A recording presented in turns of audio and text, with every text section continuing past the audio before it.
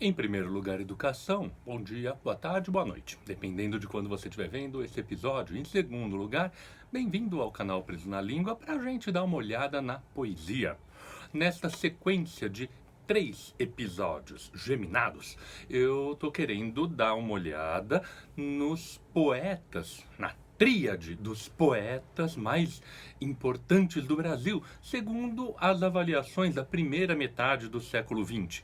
O modernismo, como a gente tinha lembrado, veio quebrar com essa hierarquia e desconsiderar a importância desses caras. Tanto que hoje em dia, quando se fala de parnasianismo, ainda é com muito preconceito. Mas na época em que algumas hierarquias eram aceitas e na época em que as pessoas refletiam e endossavam essas hierarquias, Olavo Bilac, Alberto de Oliveira e Raimundo Correia eram tidos como os 3 pícaros do que a poesia de língua portuguesa tinha conseguido atingir. A gente já viu, na sequência que eu estou montando, um poema do Alberto de Oliveira. O mais famoso agora é do Raimundo Correia. Vamos olhar para a poesia? Olha pra poesia. Olha pra poesia. Olha pra poesia. Olha pra poesia. Olha pra poesia. Olha pra poesia. Olha pra poesia. Olha para a poesia.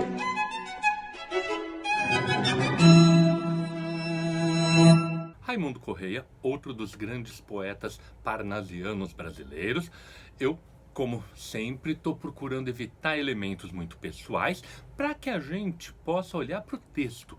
Mesmo porque os próprios parnasianos tentavam ser menos pessoais, tentavam ser menos subjetivos. Era essa uma das grandes batalhas que eles estavam empreendendo. A batalha contra o romantismo e a subjetivação. A avaliação do texto a partir de elementos excessivamente pessoais. O poema era considerado bom se fosse considerado sincero no romantismo. Como é que a gente avalia a sinceridade? É uma coisa difícil. Os parnasianos mudam a chave, mudam o foco e tentam falar que o poema é bom quando ele é objetivamente bem feito.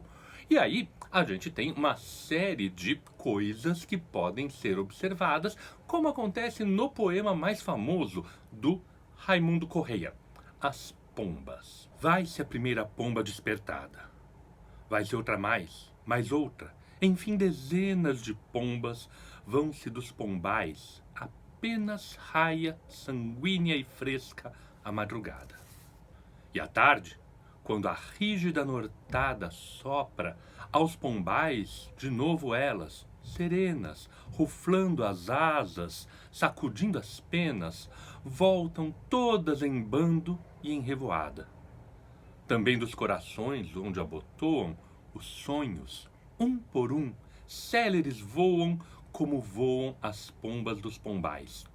No azul da adolescência, as asas soltam, fogem, mas aos pombais as pombas voltam, e eles, aos corações, não voltam mais. É um soneto, de novo, formalmente muito bem feito, é um soneto super equilibrado, a disposição temática obedece de maneira muito sensível à disposição formal. Os quartetos apresentam uma cena muito fácil de reconhecer. As pombas vão embora mal raia amanhã e voltam ao final do dia. Uma nota só rápida aqui, raia sanguínea amanhã. Amanhã, que normalmente é tida como rosada, aqui tem essa nota um pouco desconcertante de sanguínea, porque sanguíneo não só fala de uma questão emocional, mas também de uma questão de perigo, de uma questão de sofrimento, de ferimento. Bom, apresentada essa imagem, os tercetos vão apresentar um símile, do mesmo modo que as pombas voam dos pombais na manhã, os sonhos saem da alma na juventude, com a diferença de que, ao final do dia, as pombas voltam, e ao final da vida, os sonhos não voltam mais aos corações.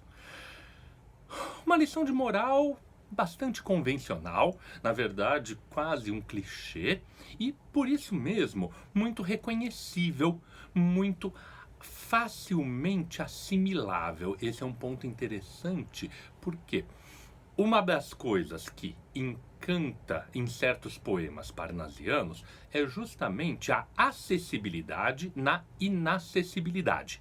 Inacessibilidade, por quê? Porque é uma linguagem às vezes complicada. As imagens são umas imagens também convencionais, mas de preferência um pouco mais refinadas, mais elevadas. O vocabulário quase sempre difícil, muitas vezes elementos de sintaxe que atrapalham a compreensão imediata. Mas, ultrapassadas essas barreiras, o texto se abre com bastante facilidade, porque a mensagem é muito transparente quase. Essa transparência se dá um pouco, como eu disse, pelo lugar comum, mas também pelo conformismo de certas imagens. O conformismo que ele se adequa também, em algum nível, a certos elementos do romantismo. Por isso eu tinha chamado a atenção para essa sanguínea manhã, porque a ideia de uma superação do romantismo, a superação da emoção que domina tudo, está insinuada aqui. Uma superação meio pela resignação, uma vez que eu tenho que aceitar que ao final do dia as pombas não voltam mais para os pombais, mas ao mesmo tempo uma resignação de superação. Superação no sentido de que eu estou entendendo que há momentos diferentes da vida. A ideia de que isso se vaze num poema submetido às regras e às convenções é algo interessante para a gente aqui, no sentido de que essa superficialidade do sentido que o poema oferece para a gente permite daí o quê? Que a gente também preste um pouco de atenção na camada sonora do texto. O texto fala de pombas, e esse falar de pombas está se colocando através de quê? Se realizando através de quê? De uma série de S's. A minha particular dicção sibilante reforça isso. Olha só. Vai-se a primeira pomba despertada, vai-se outra mais outra. Enfim, dezenas de pombas vão-se dos pombais, apenas raia sanguínea e fresca madrugada. Essa quantidade de S's faz uma simulação do ruflar das asas voando. As asas voam, as pombas batem as asas e esse faz com que a gente imagine elas voando. Não é por acaso também que o símile estabelecido seja exatamente com os sonhos. Esse S sibilante também, que equivalente às pombas que voam, voa dos corações. É a camada sonora, então, que acaba construindo, em certo nível, o fascínio desse texto, que era, claro, originalmente para ser lido em silêncio, mas a própria construção demanda, ela voa como as pombas e faz a gente levantar a voz do papel em direção ao som.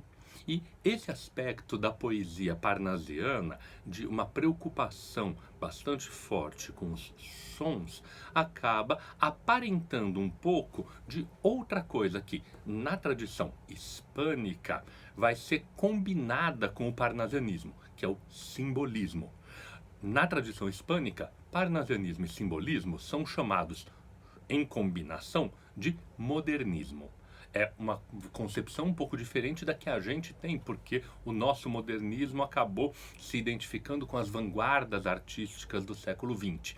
Mas, na América hispânica, no mundo de fala espanhola, a gente tem uma observação diferente, que pode ser útil para a gente identificar em que níveis que a poesia pode trabalhar. A poesia do parnasianismo, e principalmente a poesia do Raimundo Correia, acaba trabalhando e encantando justamente por causa desse aspecto sonoro, que se sobressai por quê? Porque a mensagem do texto é razoavelmente clara, é razoavelmente direta, quase um clichê, quase um lugar comum.